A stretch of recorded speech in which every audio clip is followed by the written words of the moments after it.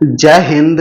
आप सभी का स्वागत है आपके अपने YouTube चैनल संभवम क्लासेस में। देखेंगे हम लोग पिछले वीडियो में व्याकरण के यानी कि वर्ण विचार के उसके ह्रस्व स्वर, ठीक है, ह्रस्व स्वर, ठीक है, ह्रस्व स्वर, दीर्घ स्वर और प्लुत स्वर, और उसके जो ऊपर में आते हैं कौन सा स्वर्ण वर्ण, कौन सा स्वर्ण वर्ण, इसके बारे में हम लोग कल तक पढ़ चुके थे। ठीक है, देखेंगे स्वर्ण वर्ण के बारे में, ठीक है, स्वर्ण वर्ण इसके भेद के बारे में पढ़ चुके थे। स्वर्ण वर्ण के कितने कितने स्वर्ण वर्ण होते हैं इसके बारे में पढ़ चुके थे। ठीक है, भाषा समझ गए थे, व्याकरण समझ गए थे, व्याकरण कितने प्रकार के होते हैं, यानी कि व्याकरण के मुख्यतः कितने भेद होते हैं, 3 भेद, वर्ण विचार, शब्द विचार, वाक्य विचार। वर्ण विचार के बारे में पढ़ रहे थे, वर्ण के भी बारे में समझ गए थे।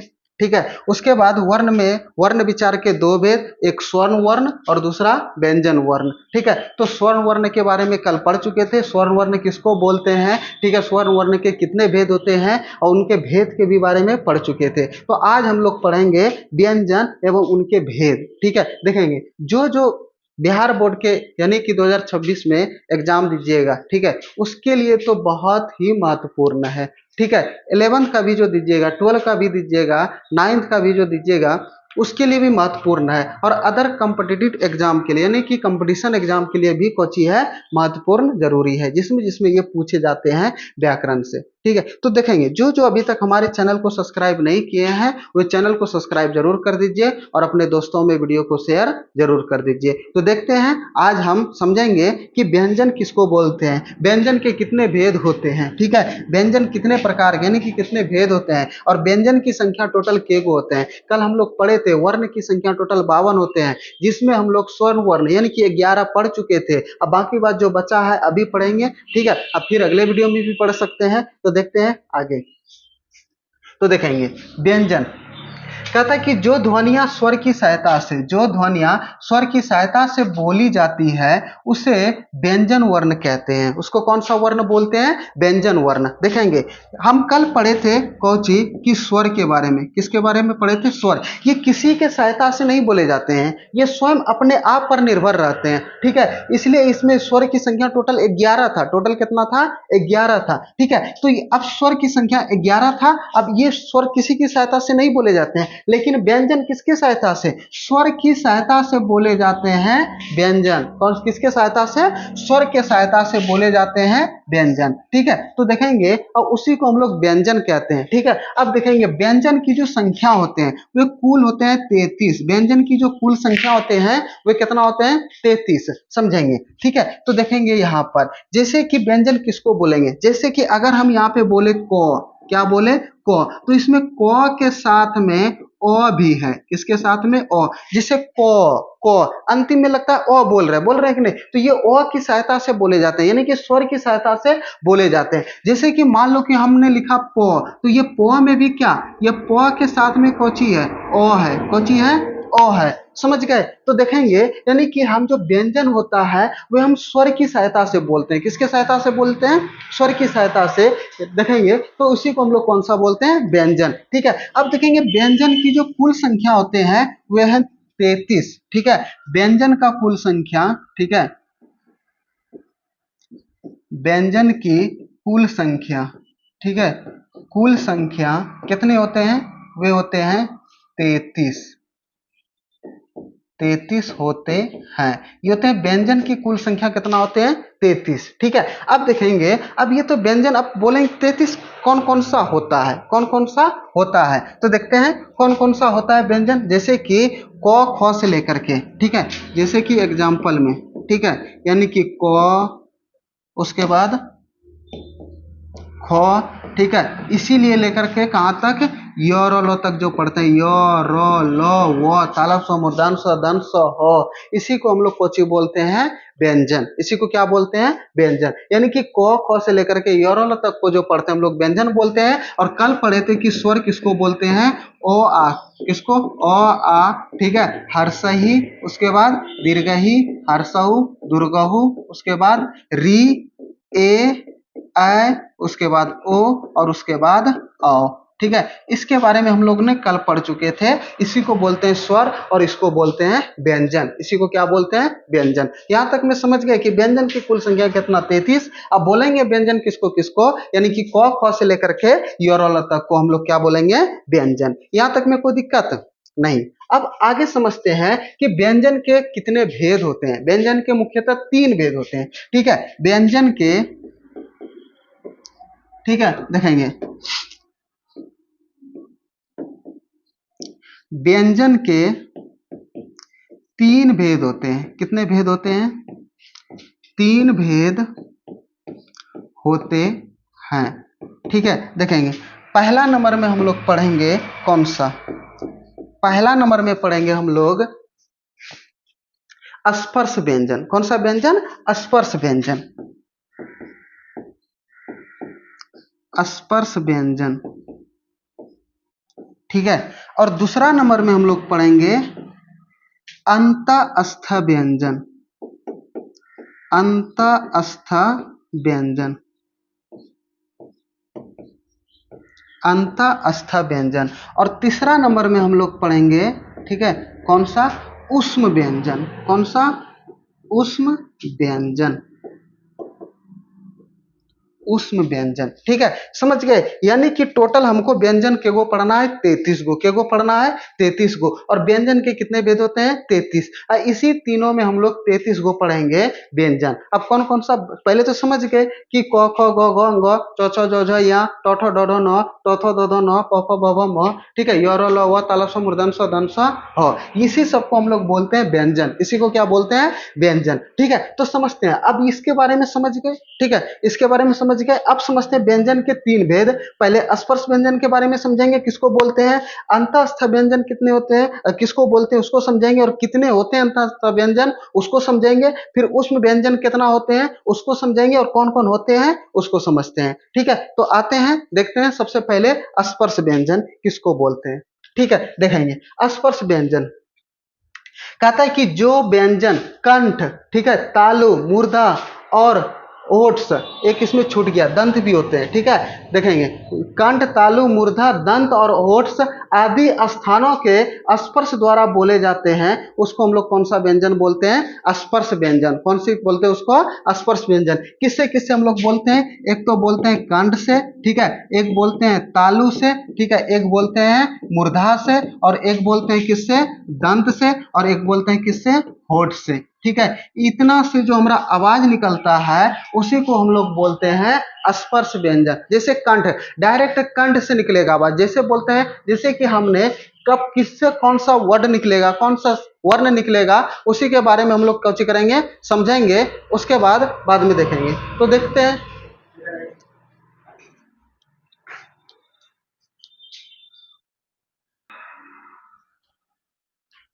देखेंगे कंठ, तालु, मूर्धा, दंत और होठ्स। ठीक है, यहां तक देखेंगे किससे कौन सा वर्ण बोलते हैं, देखते हैं। सबसे पहले हम लिख लेते हैं। ठीक है, कंठ से कौन सा वर्ण बोले जाते हैं, जैसे कि कंठ से, ठीक है, कंठ से हम बोलते हैं क वर्ग को। किसको बोलते हैं?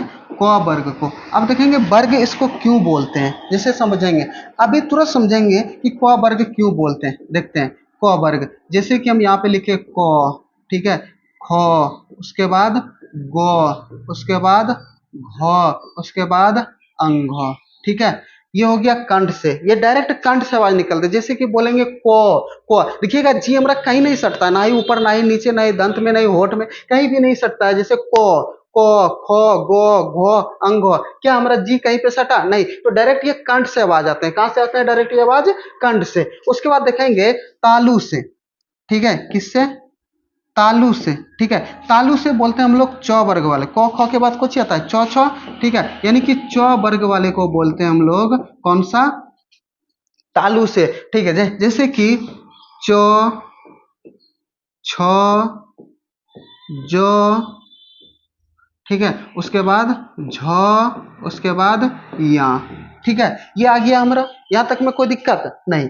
अब देखेंगे तालु, देखिएगा च बोलेंगे, च, देखिएगा जी ऊपर में जाकर के सटता है। जैसे च, छ, ज, झ, या सटता है, जी हमारा सटता है, तो उसी को बोलते हैं तालु। ऊपर वाले में जो सटता है उसी को क्या बोलते हैं? तालु। ठीक है, उसके बाद मूर्धा से, किससे? मूर्धा से, समझेंगे, देखेंगे मूर्धा से।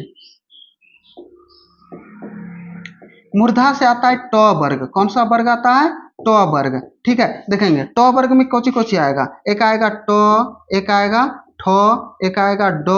ठीक है, ट ठ ड, उसके बाद ढ, उसके बाद मूर्धांत न आएगा। देखेंगे मूर्धा हम लोग किसको बोलते हैं, ठीक है, समझते हैं। मूर्धा जी दिखिएगा थोड़ा सा उलट करके ऊपर में सटता है, जैसे कि ट दिखिएगा, जी हल्का सा उल्टेगा और ऊपर में सटेगा, ट ठ ड ढ मूर्धांत न, पता है ना। ठीक है, तो देखेंगे इसके बाद फिर से बाद में समझेंगे, लास्ट में जाकर के समझेंगे कि कौन सा वर्ण कहाँ से बोले जाते हैं। ओ आ कहाँ से बोले जाते हैं, क ख, यानी कि समझ रहे हैं। ठीक है, इसके बारे में ह कहाँ से बोले जाते हैं, उस सब के बारे में समझेंगे। ठीक है, मूर्धा। उसके बाद मूर्धा के बाद कौन होता है? दंत।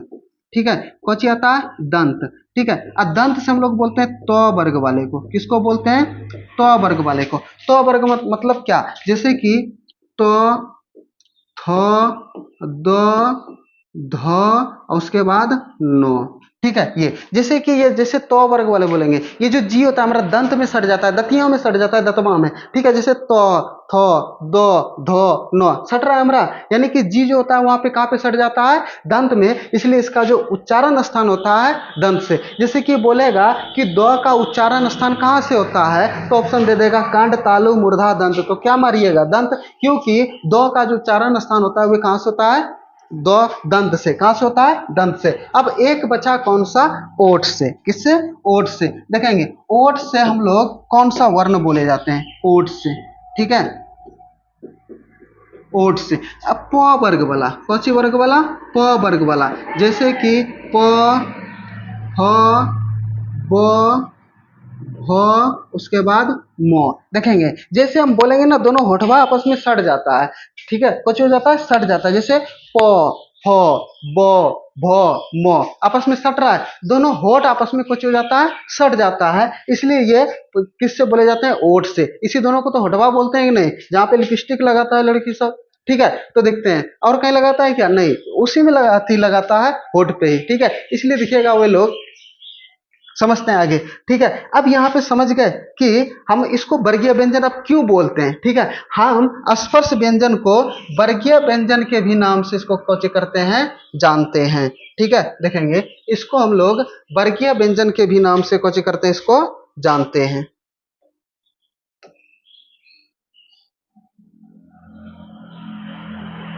यहाँ सब जाता है। ठीक है, देखेंगे, समझेंगे इसको हम लोग किसके नाम से जानते हैं? वर्गीय व्यंजन के भी नाम से जानते हैं। जैसे कि देखेंगे, समझेंगे वर्गीय व्यंजन, स्पर्श व्यंजन लिखा रहेगा क्वेश्चन में कि वर्गीय व्यंजन हम किसको बोलते हैं? स्पर्श व्यंजन को। तो ठीक है, स्पर्श व्यंजन को, ठीक है, स्पर्श व्यंजन को, स्पर्श व्यंजन को, स्पर्श व्यंजन को वर्गीय वर्गीय व्यंजन भी, वर्गीय व्यंजन भी कहते हैं। वर्गीय व्यंजन भी कहते हैं। ठीक है, स्पर्श व्यंजन की संख्या 25 होते हैं। ठीक है, स्पर्श व्यंजन की संख्या, स्पर्श व्यंजन की संख्या, स्पर्श व्यंजन की संख्या 25 होते हैं। ठीक है, कितने होते हैं? 25 होते हैं। तो पूछेगा कि स्पर्श व्यंजन की संख्या कितने होते हैं? 25 गो। स्पर्श व्यंजन को किसके नाम से जानते हैं? वर्गीय व्यंजन को। देखेंगे इधर से भी 5 गो, इधर से भी 5 गो, टोटल के गो? 25 गो। और 5 का वर्ग करेंगे तो कितना होता है? 25 होता है। 5 10 15 20 25, इसलिए इसको हम लोग वर्गीय व्यंजन के भी नाम से इसको कोची करते हैं? जानते हैं। तो समझ गए स्पर्श व्यंजन किसको किसको बोलेंगे, क्या क्या होता है। यहाँ तक में कोई दिक्कत नहीं? तो देखेंगे अभी तक हमारे वीडियो को आप लोग शेयर नहीं किए हैं और ना ही लाइक किए हैं, कृपया जल्द से जल्द लाइक और शेयर जरूर कर दीजिए और चैनल को सब्सक्राइब जरूर कर दीजिए। देखेंगे तो पहला स्पर्श व्यंजन समझ गए। अब समझते हैं कौन सा, दूसरा कौन सा था? स्पर्श व्यंजन के बाद था अंतःस्थ व्यंजन। कौन सी था? अंतःस्थ व्यंजन। तो उसके बारे में समझते हैं। अंतःस्थ व्यंजन कहता है कि जिन व्यंजनों का उच्चारण जीभ, तालु, दंत और होठ के परस्पर सटने से होता है उसे हम अंतःस्थ व्यंजन कहते हैं। उसे हम क्या बोलते हैं? अंतःस्थ व्यंजन कहते हैं। समझेंगे, जैसे कि देखेंगे जिन व्यंजनों का उच्चारण जीभ, ठीक है, जीभ, तालु, दंत और होठ के परस्पर सटने से होता है उसे हम अंतस्थ व्यंजन बोलते हैं। देखेंगे अंतस्थ व्यंजन किसको किसको बोलते हैं, समझ लेते हैं। जैसे कि यो, रो, लो और ये वो, इसी को बोलते हैं हम लोग कौन सा, अंतस्थ व्यंजन। इसी को क्या बोलते हैं, अंतस्थ। देखेंगे जीभ, जैसे कि यो दिखिएगा, जी हमारा कहीं नहीं सट रहा है, इसलिए जीभ से इसको कंठ से भी बोलते हैं, ठीक है, किससे बोलते हैं, कंठ से। जैसे रो दिखिएगा, जी हमारा ऊपर में सटता है, ठीक है। लो, दंत में ये लो हमारा कहाँ, जैसे बोलते हैं जी कहाँ पे, दंत में सट जाता है, ठीक है। और उसके बाद वो दिखिएगा, दोनों होठवा आपस में सट जाता है, इसलिए इसको बोलते हैं अंतस्थ व्यंजन। अंतस्थ व्यंजन की संख्या कितना होते हैं, 4। अंतस्थ व्यंजन की संख्या कितना, 4। तो लिखेंगे अंतस्थ व्यंजन की संख्या, व्यंजन की संख्या 4 होते हैं। कितने होते हैं, 4 होते हैं। अंतस्थ व्यंजन की संख्या कितना होते हैं, 4 होते हैं। कितना होते हैं, 4। कौन कौन सा, यो, रो, लो, वो। पूछेगा कि अंतस्थ व्यंजन की संख्या कितने होते हैं, 4। कौन कौन से होते हैं, यो, रो, लो, वो, ठीक है। अंतस्थ व्यंजन समझ गए। अब समझते हैं उष्म व्यंजन। कौन सा समझते हैं, उष्म व्यंजन। तो उष्म व्यंजन देखते हैं, समझते हैं कि कौची कहता है। कहता है कि जिन व्यंजनों का उच्चारण किसी रगड़ या घर्षण से उत्पन्न उष्म वायु से होता है, उष्म वायु से होता है, उसे उष्म व्यंजन बोलते हैं। उष्म मतलब कुछ होता है, गर्माहट, गर्म होता है, उष्म मतलब वही होता है, ठीक है। जैसे कि किसको किसको बोलेंगे, समझेंगे यहाँ पे कि किसको बोलेंगे। जैसे कि मूर्धन स, दंत स, सबसे पहले तालव स होगा, कुछ होगा, तालव स, ठीक है। जैसे कि तालव स, मूर्धन स, दंत स, उसके बाद ह, ठीक है, क्या होता है, हो। इसी को हम लोग बोलते हैं कौन सा, उष्म व्यंजन। जैसे कि स बोलेंगे, स दिखिएगा, जैसे स बोलते हैं, उधर से दिखिएगा जी के ऊपर से लगेगा वायु, रगड़ते हुए आ रहा है, घर्षण टाइप का करते हुए आ रहा है। जैसे कि स दिखिएगा, जैसे आगे में हाथ कीजिएगा, लगेगा गर्म हवा निकल रहा है, ठीक है। तो उसी से हम लोग को बोलते हैं उष्म व्यंजन, स हो, ठीक है। जैसे तालव स, मूर्धन स, दंत स, हो, बोलते हैं कि नहीं। तो ये सब हमारा कुछ होता है, इसी को हम लोग बोलते हैं कौन सा, उष्म व्यंजन। और उष्म व्यंजन की संख्या कितना होते हैं, उष्म व्यंजन की संख्या 4 होते हैं। उष्म व्यंजन की संख्या, उष्म व्यंजन की संख्या, उष्म व्यंजन की संख्या 4 होते हैं, ठीक है। कितना होते हैं, 4 होते हैं।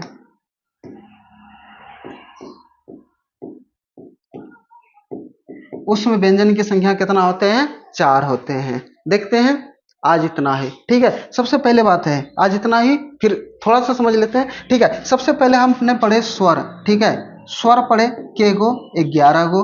व्यंजन पढ़े के गो, व्यंजन पढ़े हम लोग 33 गो, 33 और देखेंगे 25 गो स्पर्श व्यंजन, 4 गो अंतस्थ व्यंजन, 4 गो उष्म व्यंजन। 25 और 8 कितना, 33। तो टोटल के गो हो गया 44 गो। अब बचा के गो देखेंगे, अब 52 में अगर 44 को घटा देते हैं तो कितना बचता है, 8। यानी कि और 8 को अभी तक हमको वर्ण पढ़ना है, अभी भी 8 वर्ण हमको क्या करना है, पढ़ना है, ठीक है। तो उसको हम अगले वीडियो में समझ लेंगे, पढ़ लेंगे। तो आज इतना ही, ठीक है। अभी तक जो जो हमारे चैनल को सब्सक्राइब नहीं किए हैं, कृपया जल्द से जल्द चैनल को सब्सक्राइब जरूर कर दीजिए और अपने दोस्तों में वीडियो को शेयर जरूर कर दीजिए। आज इतना ही, फिर अगले वीडियो में मिलते हैं। जय हिंद।